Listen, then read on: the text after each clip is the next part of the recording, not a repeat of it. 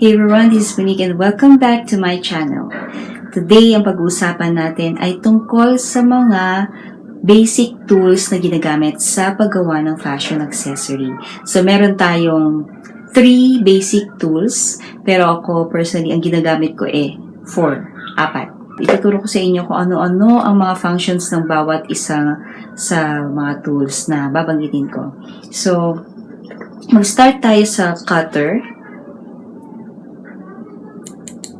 Yan. Tawag dito cutter or cutting pliers. Yan. Ginagamit ito sa pag-cut ng mga pins, chains, cords. Marami siyang kayang i-cut kasi matalas siya actually and sturdy.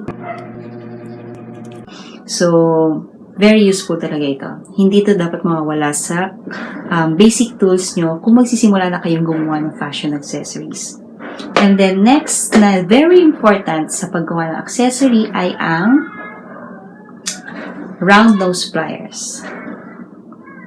Yan. Mapapansin nyo, round nose pliers, rounded yung tip niya. Ayan. So, ito ang ginagamit sa pag-create ng mga basic loop. Yan. Nag-create tayo ng loop. I-demo ko sa inyo kung paano siya gamitin para ito maging pang-connect sa ibang mga ikakabit nyo. Para nyo natin. Next one is chain nose pliers naman tawag dito. Kung makikita nyo, meron itong flat surface. Ayan.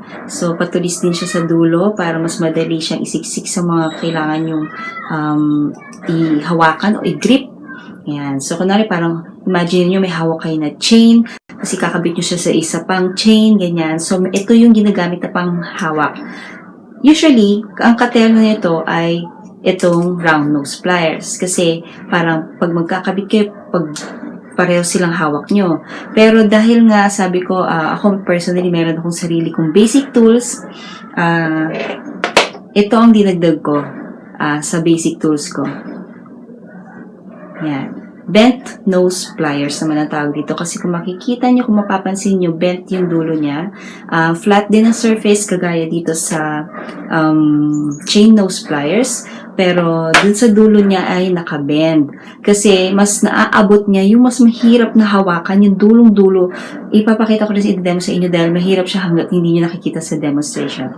So, ito ay isa sa mga tools na love ko sa paggawa ng accessory kasi napapadali niya talaga ang trabaho.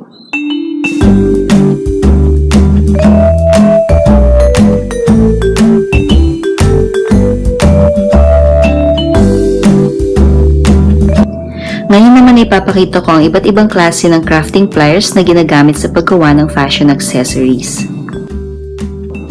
Meron din tinatawag na nylon jaw pliers. Meron itong silicone na naka-attach dun sa tip ng tool. Specially designed ito para sa mga copper and aluminum wires. Meron din mga cutting pliers na 2-in-1 tsaka 3-in-1. Bali yung 2-in-1, chain nose with cutter. Tapos yung 3-in-1 naman, round nose, chain nose with cutter. Sa round nose pliers naman, meron din itong iba't ibang sizes ng tip. Depende kung ilang millimeter yung loop na gusto nating gawin. And that's it for today. Thank you so much for watching and for staying with me until the end of this video. I hope na nag-enjoy kayo sa vlog number 1 natin. Please remember to give this video a thumbs up and also click the subscribe button and the bell icon next to it so that you'll get notified every time I upload new videos. And kung meron kayong mga questions about fashion jewelry making, just comment down below and I'll try to answer all of them as much as I can. Again, this is Monnick. Thank you so much and I'll see you in the next video. Bye!